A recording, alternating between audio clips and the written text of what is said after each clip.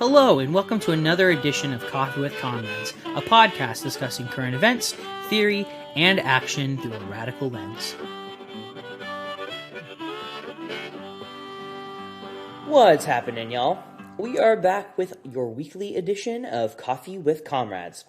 I sat down with Harsha Walia, author of the new book Border and Rule, to discuss the displacement crisis, the struggle for migrant justice, the rise of far-right ethnonationalism across the planet, and the internationalist framework necessary to confront the specific sort of violence conjured by borders. Here on Coffee with Comrades, we've always been proponents of abolishing borders. Hell, episode 1 of this program was all about tearing down the artificial boundaries of the nation-state. But Harsha's scholarship, her fresh insights, and the dynamism of her thinking on this subject are absolutely indispensable, and I was overjoyed to have her on the program.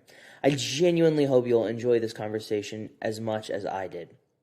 However, before we dig into the dialogue, here's a message from Subversion 1312, some of our friends on the Channel Zero network.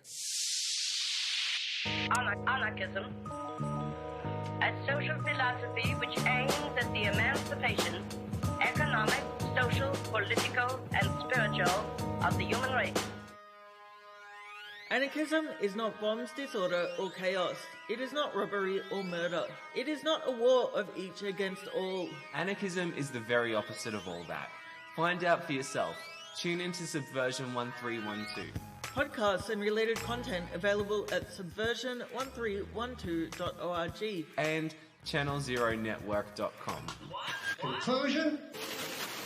We stand for anarchy, anti-capitalism, anti-racism, anti-authoritarianism, internationalism, autonomy, direct democracy, ecology, self-organization, solidarity, anti-fascism, anti-neoliberalism, anti-nationalism, atheism, equality, and freedom.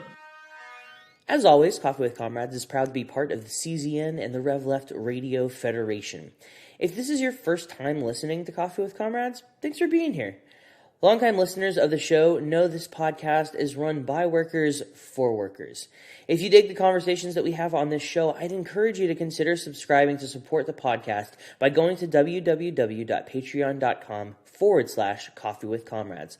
For just $1 a month, you can help keep this program afloat so we can keep bringing you weekly episodes with writers, community organizers, and revolutionaries, histories of social movements, media criticism, and discussions of current events. We want to thank every single one of our Patreon supporters who've continued to support this podcast through thick and thin. If you're not in a position right now to support the show financially, we totally get it. We are in the middle of a fucking pandemic. It is totally understandable. If you enjoy Coffee with Comrades, you can still help us out by rating and reviewing the show on Apple Podcasts, following us on social media, sharing new episodes, or just telling your friends and comrades about this program. We don't pay to advertise this show, and we don't accept advertisements from third parties, so word of mouth is really the only way for independent media projects like this one to grow. In other news, I recently joined another podcast called Macabre Media, and we just put out the first episode of Season 2. Caleb, Jorge, and I talked about The Mask of the Red Death, a phantasmagoric horror film based on Edgar Allan Poe's titular short story. If you enjoy media criticism or just love horror movies, subscribe to Macabre Media on your favorite podcasting app. Season 2 is going to be absolutely phenomenal. I am so excited to sit down with my friends and talk about horror. It's going to be awesome.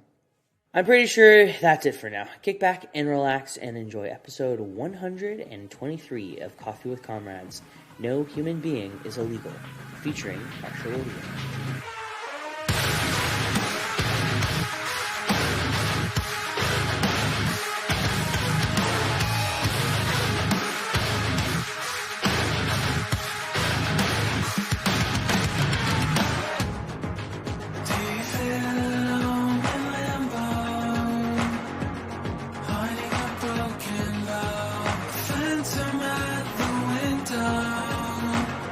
Can you swallow the shame as you try to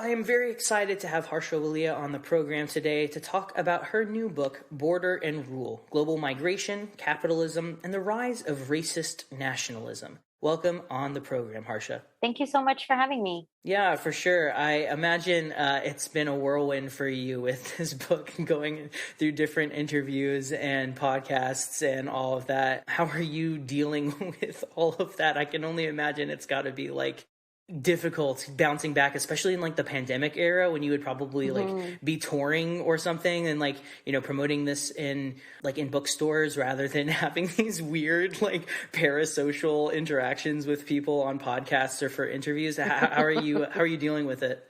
Thanks for asking, Comrade. Yeah, it is a bit weird releasing a book in a pandemic, and you just feel like you're speaking into the the void of a Zoom square. Totally. Yeah, I can feel that.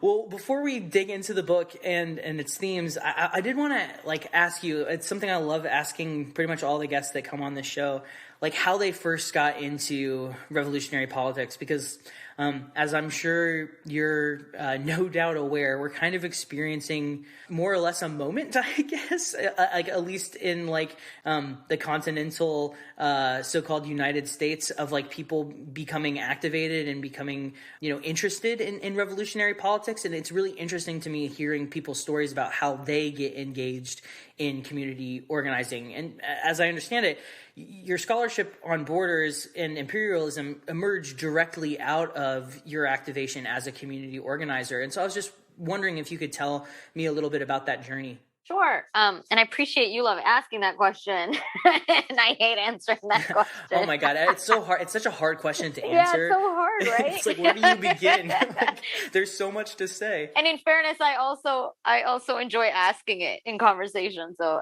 I totally appreciate it. Because it's super interesting, right? Like people's responses are always so versatile and different. So I hate to put you on the spot, but I'm also like genuinely curious. So please tell me. I feel that. You know, mine's probably not that different, to be honest. It was a mix of personal experiences with just very mundane observations about the world. Right. And in that respect, I'm a little bit I'm not just personally hesitant to answer, but I'm also just aware of the idea of the kind of personal arc.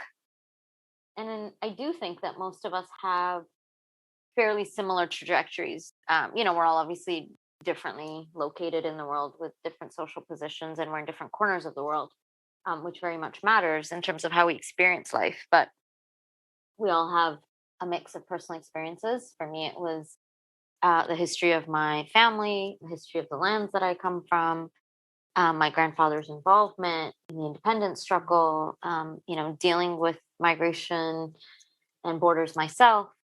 And then very much just observing the constant overlapping forms of violence in the world. And I was politicized at the kind of really significant juncture of the rise of the global justice movement. So the WTO protests, the Seattle protests, the Quebec City protests against free trade agreements, that kind of era.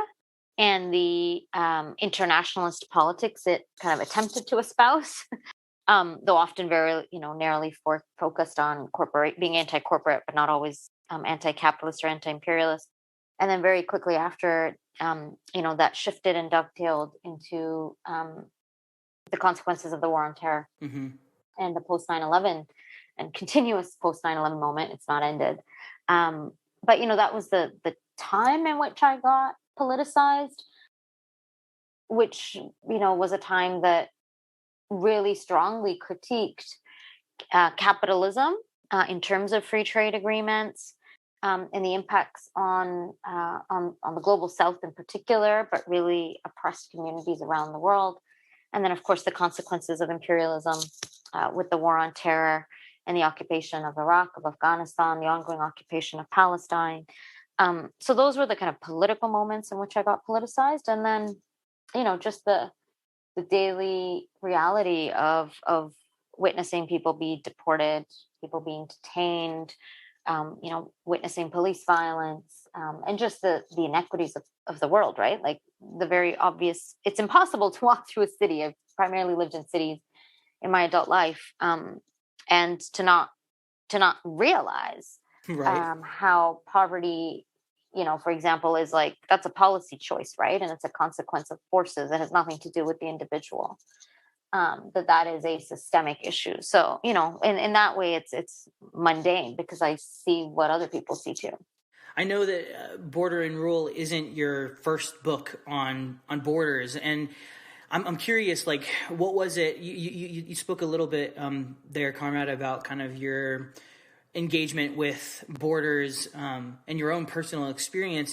Were those some of the things that animated your interest in this particular subject, and seeing it as a vector of analysis for critiquing some of the ways in which society functions and how borders are exacerbated by a litany of different forms of social hierarchy, of injustices? Is that kind of like what pushed you into thinking and writing about this work?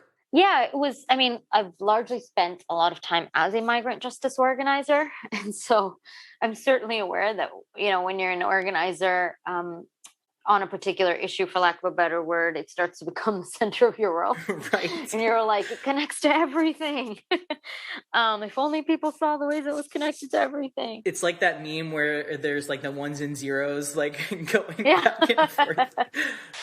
Yeah, so in that way, I didn't intend for it to suggest that borders are the nexus of all forms of violence, but really to point out that borders, like many other systems, but perhaps less understood, are at the nexus of a lot of systems of violence. And I think the greatest challenge was that, and I think this is even in the left, is a lot of people think of immigrant rights issues, if you will, as like the kind of in the realm of the domestic, right?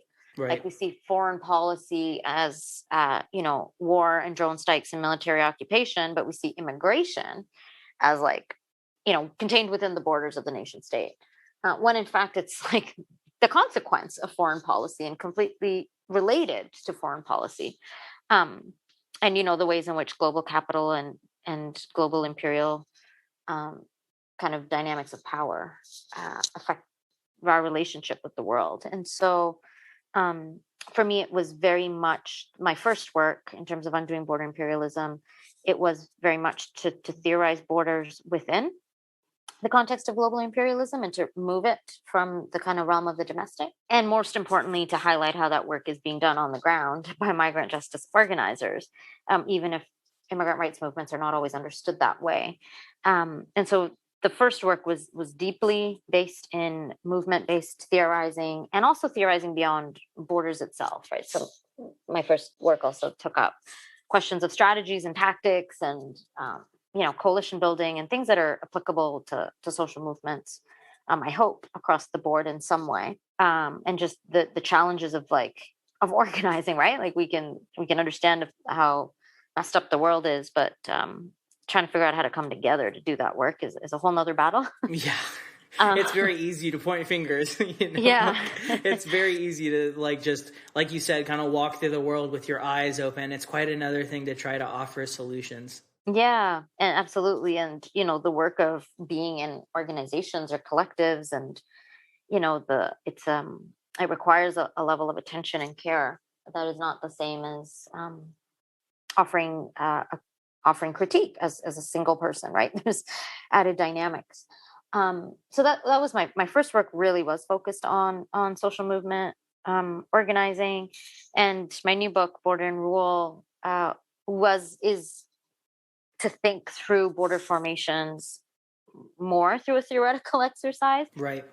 Because I had heard from so many people that they found the first chapter of Undoing Border Imperialism useful, but fairly fast-paced, and that there was interest in thinking about the formation of borders as a power structure. And in Border and Rule, that's what I attempt to do is to think about borders as the nexus of violence, at the nexus of racial capitalism. If we look at the exploitation of migrant workers, at the nexus of imperialism, if we look at again, how imperialism is really the condition of possibility for much migration in the world today, but also how outsourcing of borders, which we don't talk about, at all, which is, mainly rich countries, Western countries, outsourcing border enforcement to other countries in the global South. So, the most obvious example being Trump's Remain in Mexico protocols, but that really was championed by President Obama, by, giving funding to countries in Central America and Mexico to enact American border enforcement, but not at the US-Mexico border, but in third countries and countries in the global South. And we're seeing this all around the world with, the EU putting money into the Middle East and the Sahel region in Northern Africa to fortify its border, Australia throwing money to countries in Oceania and Indonesia to enact its policies of border enforcement, and really using trade and aid and dynamics of imperialism to outsource borders. So, my second work was to look at that more rigorously, and also to do so with an internationalist lens.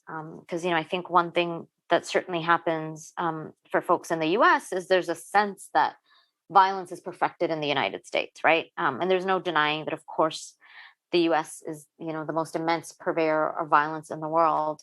But it is also not accurate that it's perfected systems and models of violence, right? It enacts them at a scale that is much more significant in its impacts around the world. But I did think it was really important to highlight how these structures are shared.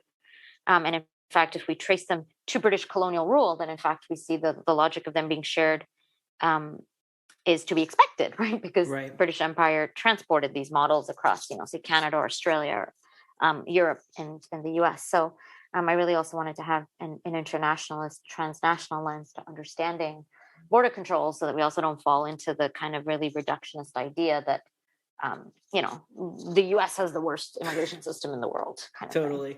Yeah, I really appreciated that lens. And as I was reading Border and Rule, it really is just like a sweeping in its scope. I mean, you leave no stone unturned, which is really impressive for a relatively short work. It still engages so rigorously and so dynamically, with this internationalist framework. And you touched on so much there, Comrade, and I'm really excited to get into it. But I guess I wanted to kind of open today just by asking about your framing of this crisis as a displacement crisis rather than a border crisis. And it's interesting that you touched on moving from the domestic to a much more internationalist kind of analytical framework, because really if we're looking at it as a displacement crisis, that's really part and parcel of that work, is looking to try and think about how these different crises of capitalism, of climate change, of ecological catastrophe are necessarily engendering a sense of displacement all across the planet, and that's not solely something that is perpetuated by the United States. And it might be, it's definitely happening here. It's not to dismiss it in any way, shape, or form, but it is fascinating to think about the ways in which that those specific forms of violence are recapitulated all across the planet. So could you just talk about this idea of a displacement crisis and why that's a useful framing for thinking about this issue? Yeah, thanks for that question, because it really is kind of central to exactly what you said, the shift from the kind of domesticated nation state framework of, how many immigrants is too much, border crisis type rhetoric that we hear from both the liberals and the right, to understanding the relationships of imperialism and power transnationally and globally. And for me, that reframing is twofold. One is to reframe it as a displacement crisis, but also as one of immobility. And the reason to reframe it as a displacement crisis is, exactly as you said, which is that migrants don't just come to be, right? When we're talking about a border crisis, when we hear that in the mainstream media, there's almost never a question of okay, but why are people on the move? And what are the forces underlying migration? If anything, it's always like, oh, it's because they want to come to America because we're the best. Exactly. It's that American exceptionalist kind of idea that, like, well, of course they want to come here. They love us for our freedoms. Yeah, that's precisely it, right? It both erases the U.S. as a site of immense violence and perpetuates, the American dream. And also then erases the violence that is causing people to be on the move. So for me, the reframing of displacement crisis is to locate migration squarely within forces of imperialism and capitalism and climate change. And that that migration is not a crisis. It is the outcome of the actual crises, right? So the actual crises is not the migration crisis. The actual crisis is climate catastrophe. The actual crisis is capitalist warfare in many forms. And thank you for noting the sweeping nature of the book, because capitalism is everything from free trade agreements to sweatshops to gentrification. Like, it takes so many forms. The conversion of land into private property. There's so many aspects of capitalism that I wanted to explore in the book. Micro lending, like all of these schemes in the world today, techno-solutionism. So really looking at the various ways in which the grip of capitalism is exacerbating displacement for people. And then, of course, imperialism. It's noticeable in that regard that the world's most prolonged refugee crisis is that of Palestinians, right? The largest stateless population are Palestinians who continue to be occupied by the Zionist and apartheid state of Israel. And so those are the root issues. The second reframing, briefly, is that of immobility, right? So it's also then countering the idea that people are able to be on the move, because a lot of times when people talk about the migration crisis, underlying that is the assumption that people are able to be on the move, when in fact the reality is most of the people who are displaced in the world are displaced internally, are not able to cross borders, or if they do cross borders, they're going to another country in the global south and are then immobilized in this project of, refugee camps and the UN mandate of containment. So I also wanted to challenge the idea that somehow migration, is a reality for most people in the world who need to seek safety. The reality for most people in the world is that of being displaced, largely forced displacement, and then also having to face their mobility being constricted, right? So these global forces are not only creating migration, they're also actually constricting mobility.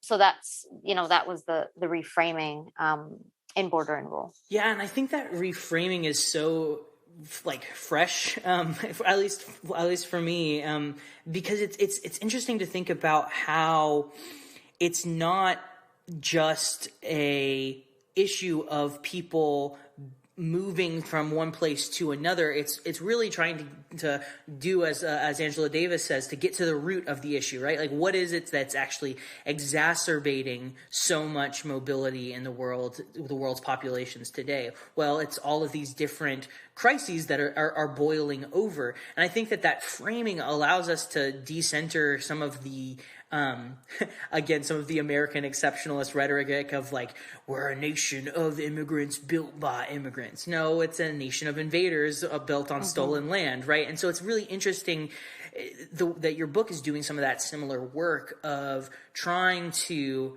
just essentially in a really daring way, just kind of dispense with the terms of the conversation and be like, no, motherfuckers, we're going to talk about it in this particular way because this is the way it actually functions in the world today. And I think that is at once a very ambitious project, but it's also very laudable because it points to these actual critical interventions that I think we need to make. Because my fear is that if we don't recognize it as a displacement crisis, then what we end up doing is in many ways reifying the nation state, which is unfortunately one of the things that is really exacerbating all of these crises in the first place, right? And I think that we can't let it off the hook. And your book does such an excellent job of resituating the conversation in a really, really awesome way. So I like I said, I think that's super laudable.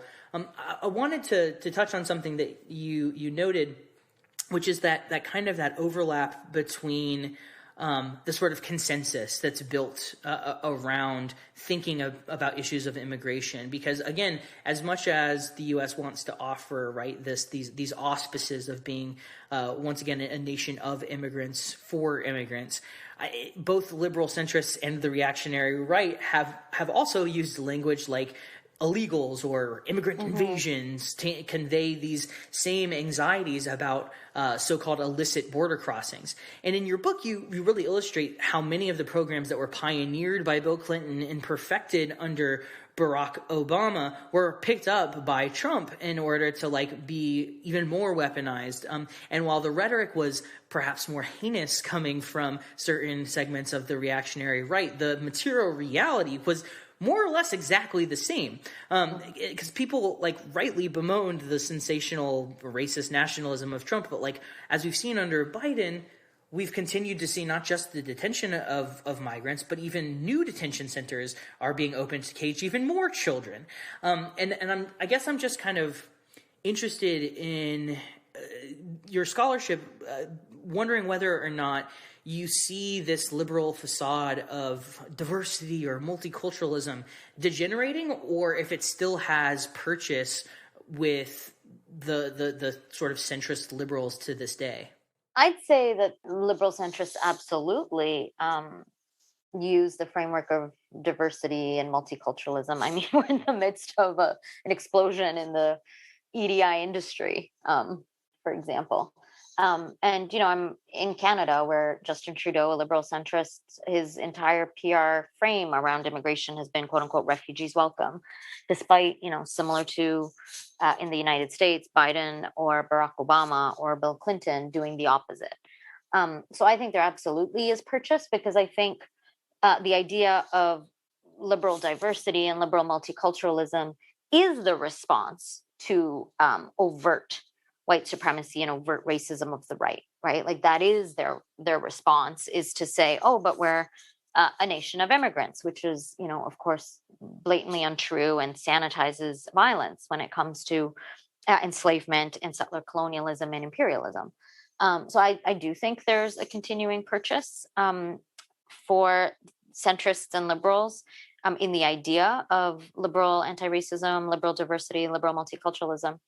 And I think here, thinking of the work that so many people have done, especially in the 90s, and responding to when this kind of framework, especially around multiculturalism, first emerged as kind of state policy. One of the most notable things is, one of the things that multiculturalism does more than anything else is it kind of codifies the idea of difference, right? And of course, we're all different, but it codifies the idea of the social organization of difference. Within that, the ideas of racism get framed as ideas of culture, for example, right? So we're all parts of different culture. We all eat different food. We all have different cuisine. We all have different celebrations. We all celebrate different days, and it removes conversations of racism onto the plane of really essentialized culture, which isn't here to deny culture, of course, or difference, but to talk about how the state weaponizes it, particularly liberal centrists. And so I think there is continuing currency in that idea.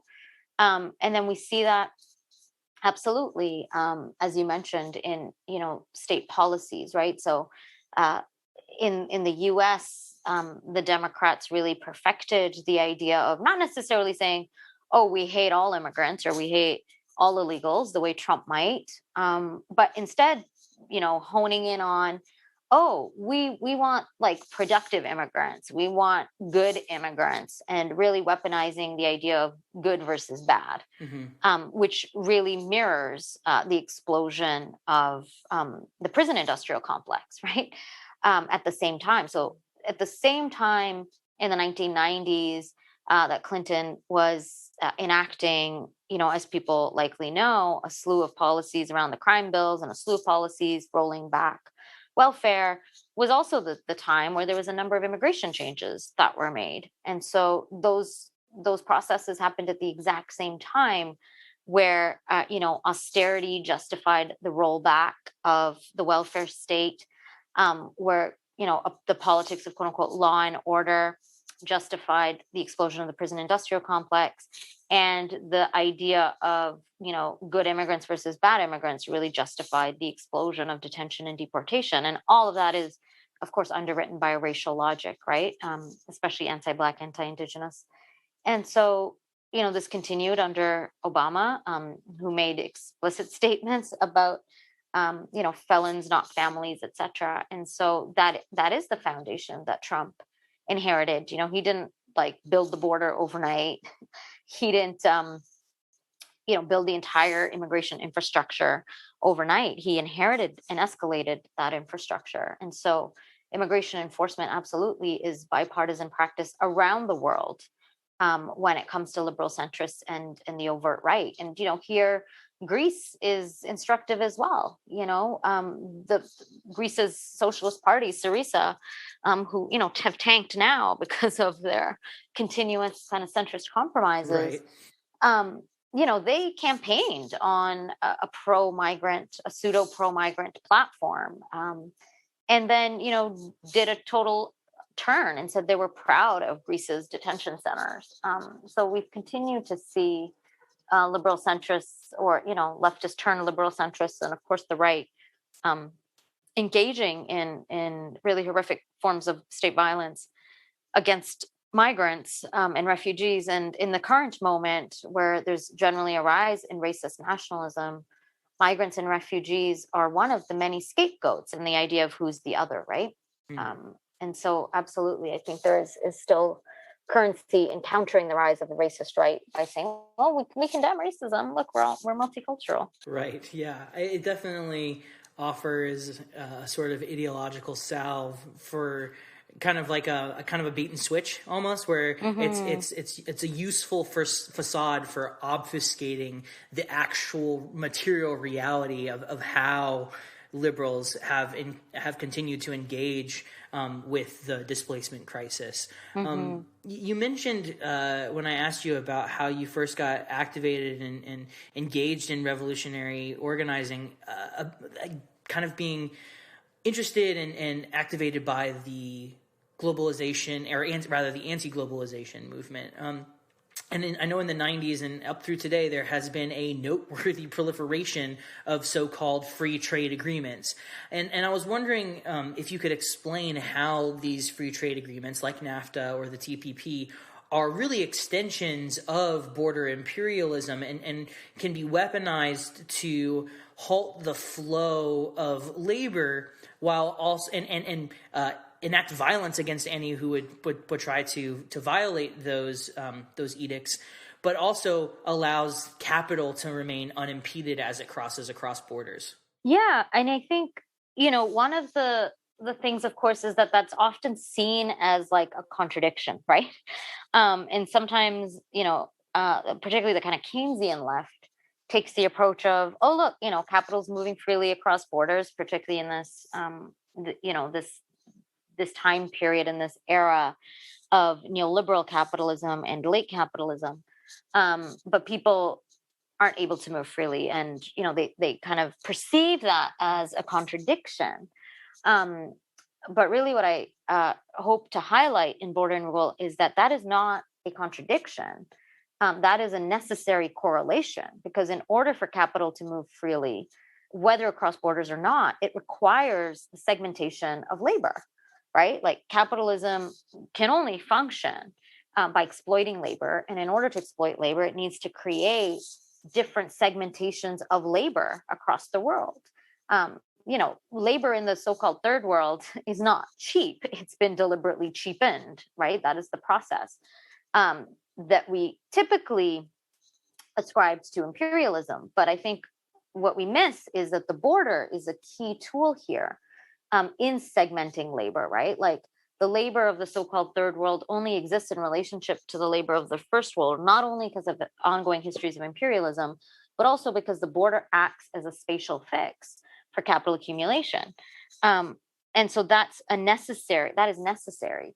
And also we see that, in the multiplication of the border, right? So it's not just about the division between the so-called North and the South, but also we see it in, for example, the migrant worker program. So migrant worker programs in the United States, which is the H2A programs, are where workers are laboring within the nation state of the United States and Canada and elsewhere. But they're actually segmented as a different labor force simply Right. by virtue of their immigration status, right? So like having a distinct immigration status suddenly puts you in a different pool of labor, where you are legally allowed to be paid, you're able, the state and capital interests are able to pay you less than minimum wage. There's a whole different regulatory regime around these programs. And so I think it's so important that when we're thinking about this contradiction or seeming contradiction between the free flow of capital and also militaries across borders and the lack of mobility of people, is that we see those as correlated and not contradictory, because that is what state capital interests require. The second thing that I think it's so important, and again, here this is in response to kind of the Keynesian left, who think that the border needs to just be how an anti-capitalist left response to the free flow of capital is to tighten the border, is that misses the mark, because again, that's not a contradiction. So, what we need to do is end capitalism and end borders. We Right. don't, we cannot resolve the free flow of capital by simply calling for more border controls, because it won't work. It's not how the state or capital work in relationship to the border. In fact, tighter border controls will only lead to more segmentation of labor, will only lead to more differentiations when it comes to the wage floor, right? Which is why an internationalist view on this is that no, we open the border and we ensure that the wage floor is lifted to everybody. And so I think in that way, it's so important to think about the relationship of capital to the border, because I think in some parts of the left, it's frankly wrong. Yeah, no, it really is. Like, it's fucking wrong. Like, it's honestly, to this day, I've never been able to like really wrap my head around the mental gymnastics necessary for making that particular argument, right? That the borders need to be strengthened. It strikes me as a very reactionary position, and one that doesn't really account for the realities of like how the nation state is tied into inextricably this program of displacement and how it tacitly benefits from it. And you mentioned, Harsha, the idea of internal displacement, and I want to circle back to that here in just a little bit. But before I get there, I was really fascinated by Chapter 9, where you talk about the ways in which migration is specifically managed in Canada to permit this pool of low-wage migrant workers to be exploited by the capitalist class while not really being Canadian. And I was wondering if you could kind of build on what you were just talking about just a moment ago by kind of discussing this myth of the so-called progressive Canada and the unique ways in which migrant workers are permitted to ebb and flow across Canada's borders in order to have their labor value extracted by Canada's capitalist class. Yeah. And, in the Canada's kind of temporary foreign worker program, which has many kind of aspects to it, it's very similar to the Bracero program. And the Bracero program in the US, of course, continues now with, the H2H2A program. But I think what's important about Canada's program is to realize that it's becoming the template around the world. Like, countries around the world are looking to Canada to adopt this model, not because it's progressive, and including the United States, but precisely because it is a method of racial capitalism that serves both the interests of the state. It's, in terms of maintaining a border that is essentially closed to migrants, because migrant workers don't have full residency status, right? You're not able to remain in the nation state. You're essentially an indentured worker. And also resolves the interests of capital, who want a cheapened pool of labor, who don't have labor or social rights. And of course, it maintains the system of white supremacy and racism within racial capitalism, because the majority of workers are racialized, and it further affixes the idea of race to the nation state, right? By saying racialized people can only come to Canada as temporary workers, not as immigrants. And so it kind of maintains the idea of whiteness and white Canada.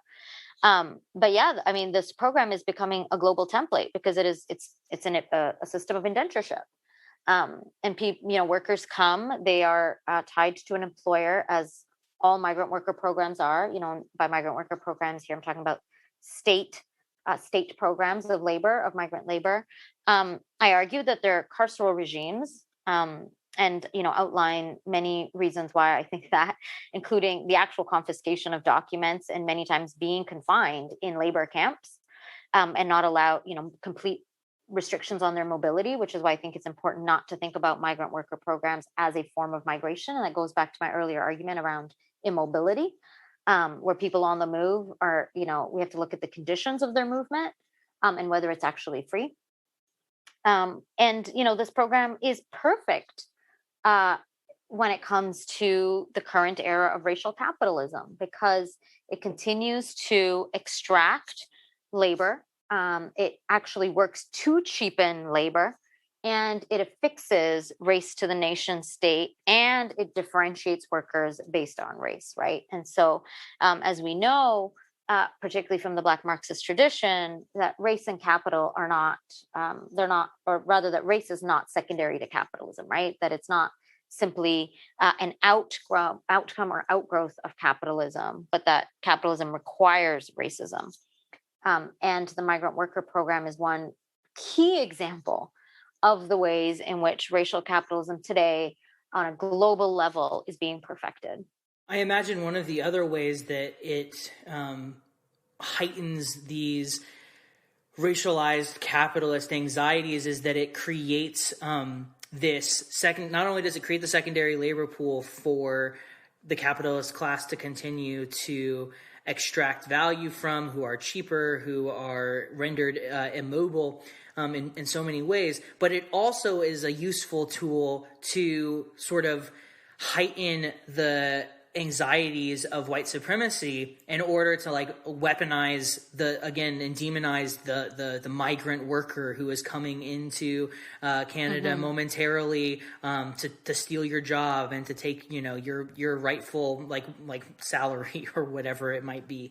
It works on so many levels, and just as you were talking, I was morbidly just continuously impressed by the maniacal genius of capital. It's astounding. It's truly fucking horrifying how deeply interrelated these different types of extrapolation and exploitation are fundamentally interlinked. Yeah, absolutely. They're completely interlinked. And I think, one of the things that I hope Border and Rule does is also tend to this question, right, of race and class in relationship to each other when it comes to migration, because a lot of times we hear on the left the kind of very accurate description of the immigration system as racist, but without necessarily tending to the ways in which it's also intended to exploit labor.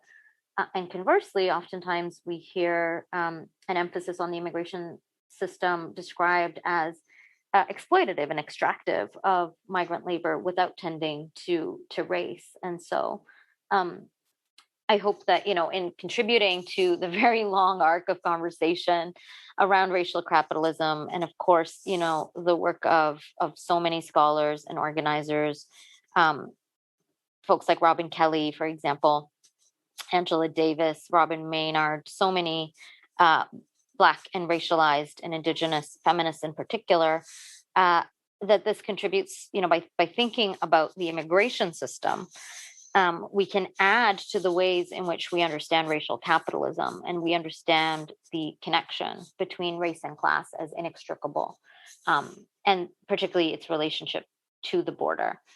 And of course, the border multiplies, right? So in as much as a migrant worker program is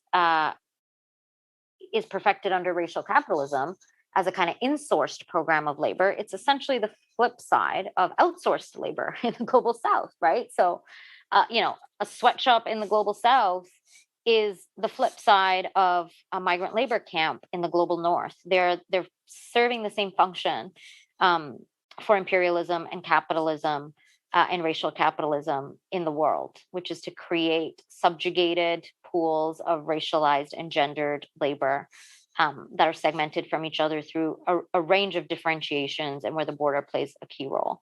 And so I think, again, going back to the idea of observing this transnationally, we also start to see the connections, right? That insourced and outsourced labor are flip sides of the same coin. Yeah, well said, well said. I guess I wanted to kind of close then by just asking you about some of the parallels you draw between Trump's specific, very American-centric white nationalism, Netanyahu's Zionism, and Modi's Hindutva, suggesting that there are these ethno-nationalist bedfellows and that the alliance of these three figures represents the most dangerous alliance in the world today. I was wondering if you could talk about the similarities between these three ideological frameworks as we close out. Yeah, and thank you for asking about the the similarities between the ideologies, because of course sometimes there's a fixation on political leaders rather than the ideologies that birth them. But absolutely, I mean, the similarities really are that they're ethno-nationalist ideologies that are hell-bent on the ideas of a quote-unquote pure people or a pure race as it relates to state power. And one thing that I explore in the book is that, again, part of the book is challenging a lot of seeming contradictions.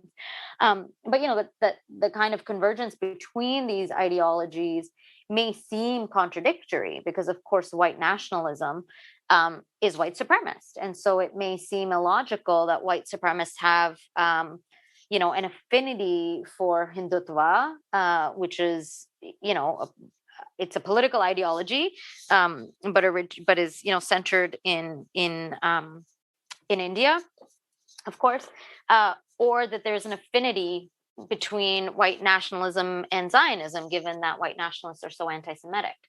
So it may seem contradictory, but they really are very similar ideologies. And I think what's important to note here is that they're political ideologies, right? When they're talking about hating people of particular races, for example, that's a political ideology. And Hindutva is an incredibly dangerous force, and it's not limited to Modi. Of course, it's escalating under Modi. But India is currently home to the world's largest paramilitary organization, which Trump never had. All of the white nationalist groups in the United States are, of course, dangerous. I'm not minimizing how dangerous it is, but the kind of infrastructure of Hindutva that has been growing in India is alarming. And I think people really need to be paying attention to if we want to look at the rise of the right globally, right? If we want to have a transnational lens on how hate kind of circulates and how these political ideologies are entrenched in ideas of, not just in ideas, but in practices that deeply cause harm, that are violent, and that also really weaponize the border, right? The border is central to ethno-nationalist ideologies because the idea of who is us and who is them is often constructed through the idea of the border, and solidifying the border as somehow, guarding against others and guarding against undesirables. But I think the rise of the right is a merging of a number of different kinds of ideologies. Ethno-nationalism is one of them. Penal populism is another one. And, penal populism is the really intense emphasis on law and order that we see in Brazil under Bolsonaro and under Duterte in the Philippines, where they're really calling for outright war and genocide on people that are deemed to be quote unquote criminals and undesirables. And so, the rise of the right is, it's sometimes a contradictory force, right? It's not a unified force. But I think what is important to think about is the implications of the state in the rise of the right, because a lot of times there's a focus on political leaders or civilian groups, and of course those civilian groups are deeply implicated in the state, whether they're white nationalists in the United States, for example, being embedded in law enforcement and military and FBI, etc.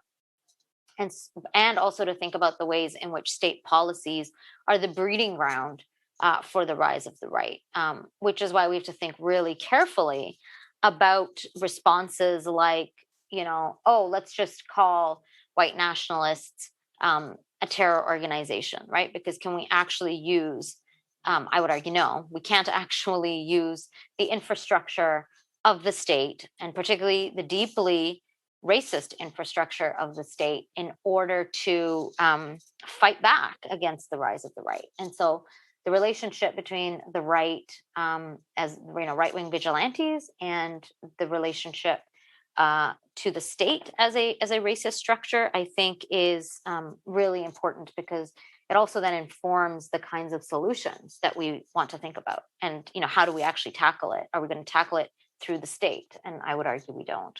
Yeah, as the adage goes, the master's tools cannot unmake the master's house. By Audre Lorde.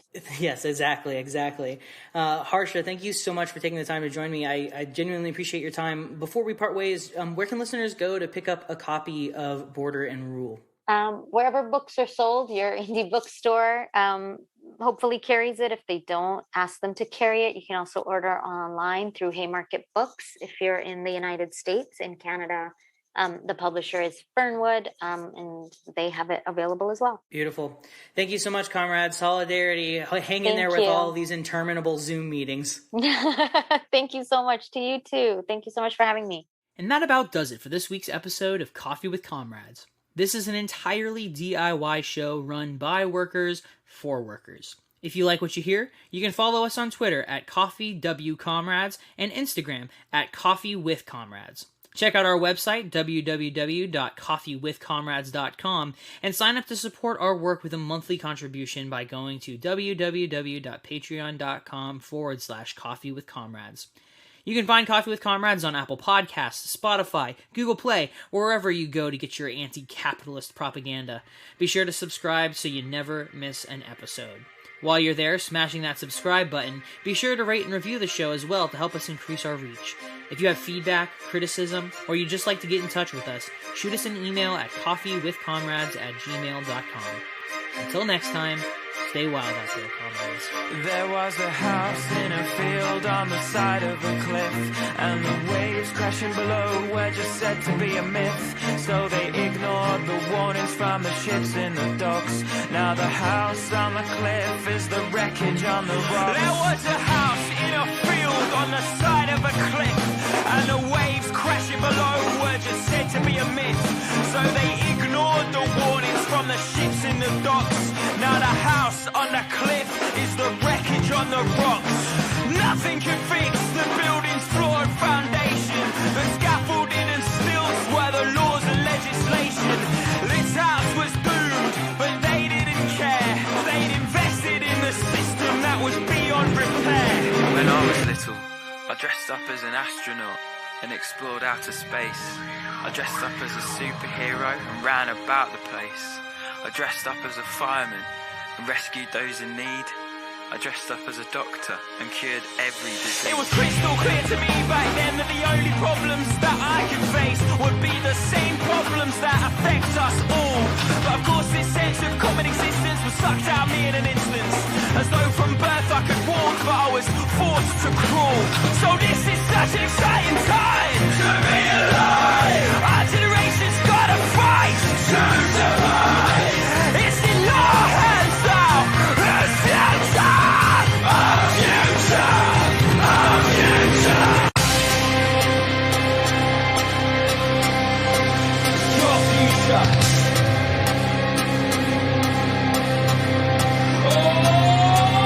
This is gonna change everything. This is gonna change everything.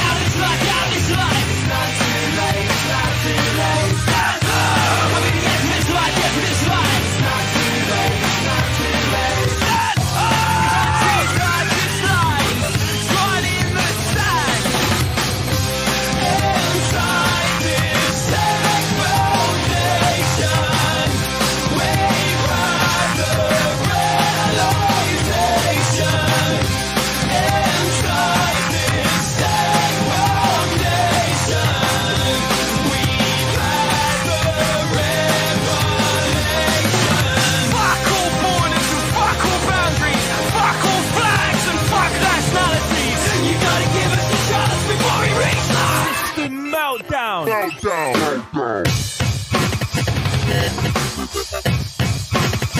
down.